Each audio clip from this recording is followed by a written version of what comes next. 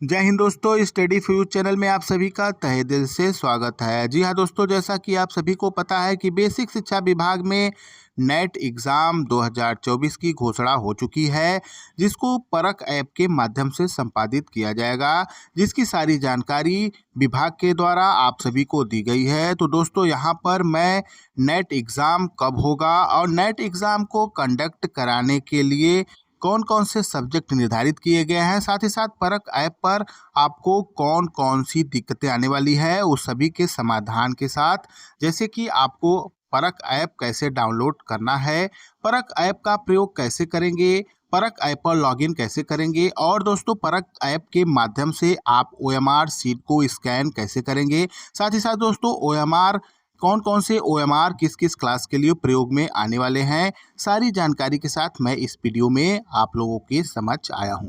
जी हाँ दोस्तों, net exam के आयोजन डेट की बात करें दोस्तों तो नेट एग्जाम 25 से लेकर के 30 नवंबर तक 6 मंडलों में अलग अलग दिवस पे कंडक्ट कराए जाएंगे, जैसा कि आप सभी को स्क्रीन पे दिखाई पड़ रहा है। साथ ही साथ दोस्तों नेट एग्जाम के विषय की बात करें दोस्तों तो कक्षा 1 से लेकर के 3 तक के लिए हिंदी और गणित विषय से प्रश्न आएंगे। साथ ही साथ 4 और 5 क्लास की बात करें दोस्तों तो हिंदी, गणित, अंग्रेजी और पर्यावरण अध्ययन से प्रश्न आएंगे। कक्षा 6 से 8 के लिए हिंदी, गणित, अंग्रेजी, विज्ञान और सामाजिक विषय के प्रश्न सम्मिलित किए जाएंगे।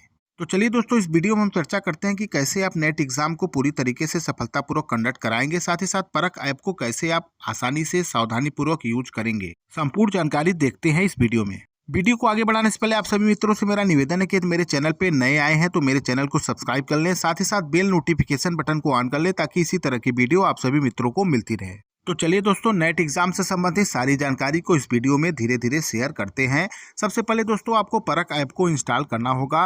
परख ऐप को इंस्टॉल करने के लिए आप अपने मोबाइल स्क्रीन पे प्ले स्टोर पे जाएंगे। जी हाँ दोस्तों, प्ले स्टोर पे जैसे ही आप क्लिक करेंगे तो आप लोगों के समक्ष एक नया पेज खुलकर आ जाएगा, जैसा कि आप सभी दोस्तों को इस स्क्रीन पे दिखाई पड़ रहा है। गूगल प्ले स्टोर के इस नए पेज में दोस्तों आपको सबसे नीचे सर्च बॉक्स दिखाई पड़ रहा होगा। तो आपको बता दें दोस्तों कि सर्च बॉक्स पे आपको क्लिक करना होगा, जैसा कि आपको यहाँ पर दिखाई पड़ रहा होगा। सर्च बॉक्स पे क्लिक करिए। सर्च बॉक्स पे क्लिक करते ही दोस्तों आपको सर्च बॉक्स का नेविगेशन खुल जाएगा। जी हाँ दोस्तों, आपको नेविगेशन पर जाकर के परख ऐप लिखना पड़ेगा। जैसे ही दोस्तों आप परख ऐप लिखेंगे और सर्च करेंगे दोस्तों तो आप लोगों के समक्ष एक नया पेज खुलकर आ जाएगा, जैसा कि स्क्रीन में दिखाई पड़ रहा है। जी हाँ दोस्तों, यहाँ पर आपको सबसे ऊपर जो परख ऐप दिखाई पड़ रहा है उसी पर क्लिक करना है और इसी ऐप को इंस्टॉल कर लेना है। जी हाँ दोस्तों, जैसे ही आप इंस्टॉल बटन पर क्लिक करेंगे थोड़ी देर बाद यह ऐप इंस्टॉल होना शुरू हो जाएगा। जैसा कि दोस्तों इस वीडियो में दिखाई पड़ रहा है कि ऐप इंस्टॉल हो रहा है। जब तक आपका ऐप इंस्टॉल ना हो जाए तब तक आपको इंतज़ार करना पड़ेगा। जी हाँ दोस्तों, आप देख पा रहे होंगे कि धीरे धीरे ऐप इंस्टॉल हो रहा है।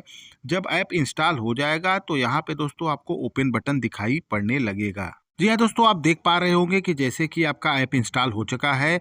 अब आपको दोस्तों ओपन बटन पर क्लिक कर लेना है। जी हाँ दोस्तों, जैसे ही आप ओपन बटन पर क्लिक करेंगे आप लोगों के समक्ष एक नया पेज परख ऐप का खुलकर आ जाएगा, जैसा कि आपको स्क्रीन पे दिखाई पड़ रहा है।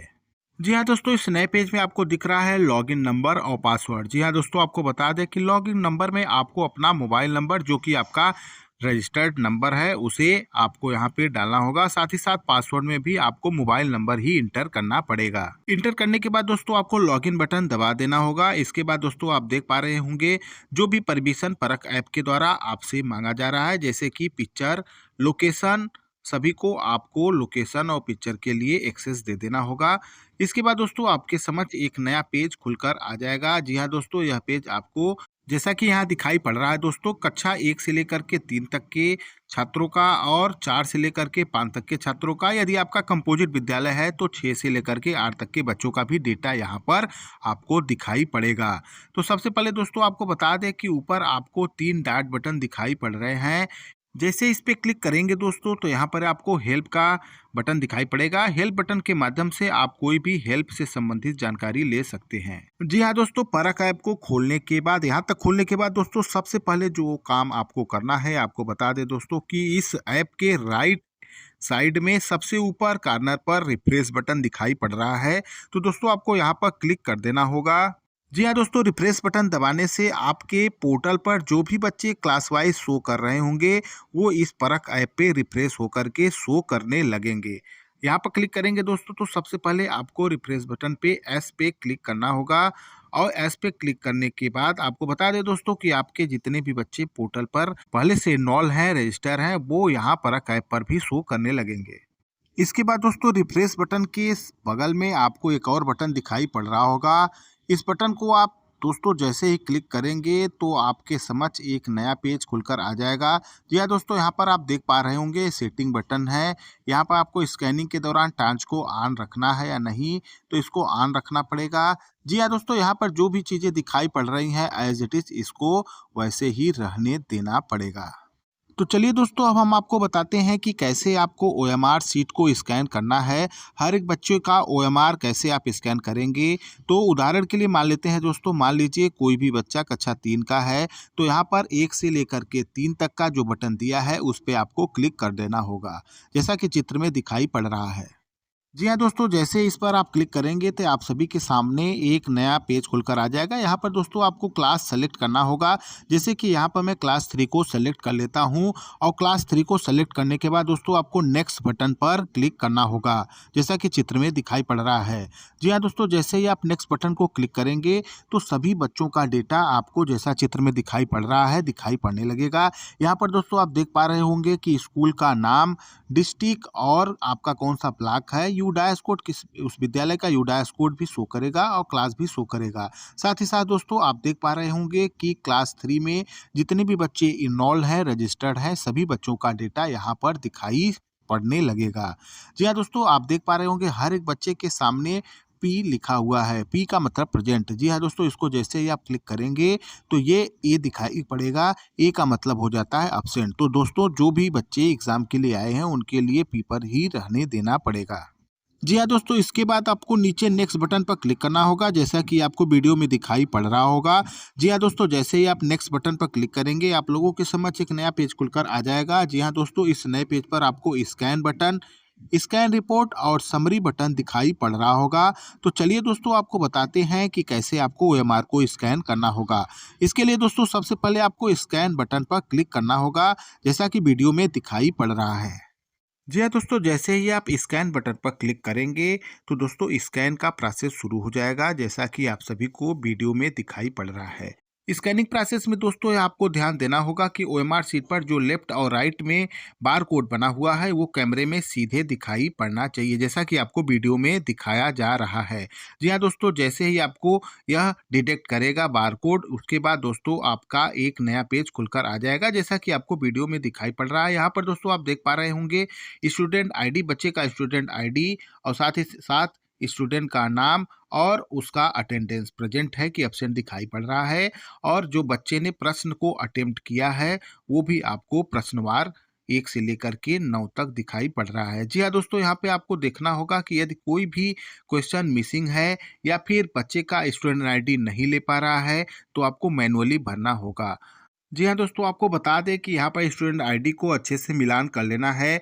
ओएमआर को स्कैन करते समय यह भी ध्यान देना है कि ओएमआर शीट पर जो भी बच्चे का ओएमआर है वो इस स्टूडेंट आईडी से मैच होना चाहिए। जी हाँ दोस्तों, आपको बता दें कि स्टूडेंट का नेम भी आपको भली भांति देख लेना होगा कि कहीं बच्चे का एक दूसरे आईडी पे दूसरे बच्चे का नाम तो नहीं शो कर रहा है। साथ ही साथ दोस्तों आपको जो भी बच्चे ने प्रश्न अटेम्प्ट किया है वो आपको ऑफलाइन मोड में भी देख लेना होगा। साथ ही साथ स्कैन किए हुए जो आपका स्कैनर पे जो शो कर रहा है उस पे भी देखना है कि कोई प्रश्न बच्चे के द्वारा जो अटेम्प्ट किया है कहीं पर छूट तो नहीं गया है। यदि छूट गया है तो दोस्तों आपको मैनुअली इस पे उसे फिल करना होगा। जी हाँ दोस्तों, आपको बता दें यदि सभी डेटा पूरी तरीके से सही है तो आपको इस पे सेव बटन पे क्लिक कर लेना होगा। जी हाँ दोस्तों, आप सभी को बता दें कि सेव बटन पर क्लिक करने से आपका डेटा केवल और केवल मोबाइल पर सेव हो जाएगा। यह डेटा जिला परियोजना को सिंक नहीं होगा। आप सभी को बता दें दोस्तों कि यह डेटा जिला परियोजना पे सिंक करने के लिए क्या करना होगा, आगे के प्रोसेस में आपको पूरी तरीके से समझाते हैं। इसके लिए दोस्तों पुनः आपको स्कैन बोर्ड पे आ जाना होगा। स्कैन बोर्ड पे आप देख पा रहे होंगे यहाँ पे स्कैन बटन, स्कैन रिपोर्ट और समरी का बटन दिखाई पड़ेगा। जी हाँ दोस्तों, जैसे ही आप स्कैन बटन पर क्लिक करेंगे, अगर आपका कोई भी डाटा स्कैन नहीं है तो आपको डेटा नॉट फाउंड दिखाई पड़ेगा। जी हाँ दोस्तों, अगर आपने ओएमआर स्कैनिंग की प्रक्रिया पूर्ण कर ली है तो दोस्तों आपको यहाँ पर स्कैन रिपोर्ट पर जाना होगा। जी हाँ दोस्तों, जैसे ही आप स्कैन रिपोर्ट के बटन को क्लिक करेंगे तो आप सब लोगों के सामने एक नया पेज खुलकर आ जाएगा। जी हाँ दोस्तों, यहाँ पर स्कैन किए हुए सभी बच्चों का डिटेल्स आपको शो करेगा। हर एक बच्चे के डिटेल्स में 3 बटन शो करेंगे। जहाँ पे पहले बटन पे आपको शो करेगा व्यू सीट। यहाँ पर आप दोस्तों सीट को पुनः देख सकते हैं कि जो स्कैन हुआ है वो सही से स्कैन हुआ कि नहीं। दूसरा बटन दिया हुआ है डिलीट बटन। जी हाँ दोस्तों, यदि स्कैनिंग सही से नहीं हुई है तो आप डिलीट करके पुनः स्कैन कर सकते हैं। तीसरा सबसे मुख्य बटन है दोस्तों सिंक बटन। जी हाँ दोस्तों, सिंक बटन पर क्लिक करने के बाद ही यह डेटा आपके परियोजना पर सिंक हो जाएगा। यदि आप सिंक नहीं करते हैं तो डेटा आपके फ़ोन पर ही सेव रहेगा। इसलिए सिंक बटन को क्लिक करके आप इसे परियोजना के लिए फॉरवर्ड कर देंगे। यहाँ पे एक चीज़ ध्यान देना है दोस्तों कि जब आप सिंकिंग का प्रोसेस करेंगे तो आपका नेट ऑन होना चाहिए। यहाँ आपको बता दें दोस्तों कि हर एक बच्चे के सिंक बटन पे जाकर के मैनुअली आपको सिंक करना पड़ेगा। एक एक बच्चे को आप जैसे सिंक करते जाएंगे यह डेटा परियोजना को फॉरवर्ड होता जाएगा। दोस्तों मैं पुनः स्कैन बोर्ड पर आ चुका हूं। जी हाँ दोस्तों, स्कैन बोर्ड पर आपको 3 बटन दिखाई पड़ रहे होंगे। स्कैन बटन, स्कैन रिपोर्ट और समरी बटन। जी हाँ दोस्तों, स्कैन बटन पर मैंने क्लिक करके आपको डेटा को स्कैन करके सेव करना सिखा दिया है। इसके बाद दोस्तों स्कैन रिपोर्ट बटन पे जा कर के आपने डेटा को सिंक कर दिया है और वो परियोजना के लिए सिंक हो गया है। इसके बाद दोस्तों आपको तीसरा बटन है समरी बटन। जी हाँ दोस्तों, समरी बटन पे जा कर के आपको क्या करना है, यहाँ पर समरी बटन पे आप क्लिक कर लीजिए। जैसे ही आप समरी बटन पे क्लिक करेंगे दोस्तों आपको यहाँ पर स्कूल का name, total student, present student और स्कैन्ड जितने भी बच्चे स्कैन हो गए उसका डेटा यहाँ पर आपको दिखाई पड़ेगा। जैसा कि यहाँ पे दिख रहा है दोस्तों कि टोटल स्टूडेंट 5 हैं और प्रेजेंट बच्चों की संख्या भी 5 है। स्कैन्ड आपने कोई भी डेटा स्कैन नहीं किया है और न ही कोई डेटा सिंक्रोनाइज किया है। बाकी दोस्तों नीचे साइड में आप देख पा रहे हैं यहाँ पे स्टूडेंट आईडी, स्टूडेंट नेम और प्रेजेंट या अब्सेंट का बटन दिखाई पड़ रहा है। कौन से बच्चे प्रेजेंट हैं, कौन सा अब्सेंट है। बाकी आपने डेटा को फ़ोन पे सेव किया है कि नहीं है ये भी दिखाई पड़ रहा है और आपने परियोजना को डेटा को सिंक किया है या नहीं किया है यह भी आपको नीचे दिखाई पड़ रहा है। तो दोस्तों यहाँ पर सभी स्टूडेंट के डिटेल्स आपको नीचे दिखाई पड़ जाएंगे। तो एक एक करके आप सभी स्टूडेंट के डिटेल्स मिलान कर लेंगे। यदि कोई गड़बड़ी होगी तो उसे पुनः सही कर लेंगे। अब बात कर लेते हैं दोस्तों कि किस तरीके से आपको ओएमआर शीट को भरना होगा। बच्चे कैसे ओएमआर शीट को भरेंगे ताकि कोई भी गड़बड़ी ना हो पाए। तो चलिए दोस्तों सबसे पहले हम चर्चा करते हैं क्लास 1 से लेकर के 3 तक के स्टूडेंट्स का। जी हाँ दोस्तों, यहाँ पे आप देख पा रहे होंगे कि कॉलम में स्टूडेंट आईडी और उसके सामने प्रश्नों की संख्या दिया हुआ है। जी हाँ दोस्तों, स्टूडेंट आईडी का जो ब्लैंक है वहाँ पे आप बच्चों को बुला करके उनका स्टूडेंट आईडी फिल करेंगे, जैसा कि आपको पहले से ही पता होगा। इसके बाद दोस्तों आपको हर एक बच्चे से प्रश्न पूछना होगा। यदि बच्चे ने सही उत्तर दे दिया है तो वहाँ पे आपको ब्लैक पॉइंट पेन यानी काले पेन से आपको गोला को कलर कर देना होगा। यदि बच्चा उत्तर नहीं दे पा रहा है तो उसे ब्लैंक छोड़ देना होगा। यहाँ पे आप सभी मित्रों को बता दें कि एक ओएमआर शीट पे 10 बच्चों की एंट्री करनी है और सभी 10 बच्चों की एंट्री करने के बाद पूरे ओएमआर शीट को एक बार में ही स्कैन करना होगा ताकि 1 से लेकर के 10 तक के सभी स्टूडेंट की डेटा ओएमआर शीट के माध्यम से स्कैन हो जाए। अब आगे बात करते हैं दोस्तों कक्षा 4 और 5 के बच्चों के ओएमआर शीट की। तो आपको बता दें दोस्तों कि कक्षा 4-5 के बच्चों के लिए हर एक बच्चों के लिए अलग से ओएमआर शीट उपलब्ध होगा और हर एक बच्चों को अलग अलग स्टूडेंट आईडी फिल करना होगा। तो यहाँ पे दोस्तों आपको स्टूडेंट आईडी भरने के बाद उसके नीचे दिए हुए गोले को ब्लैक पेन से भरना होगा। साथ ही साथ दोस्तों आपको बता दें कि हर एक प्रश्न को अलग अलग ABCD 4 ऑप्शन दिए हुए हैं। जो भी उत्तर सही है उस उत्तर को ब्लैक पेन से गोला करना होगा। जी हाँ दोस्तों, यहाँ पे आपको बता दें कि हर एक बच्चे को प्रश्न पुस्तिका दिया जाएगा।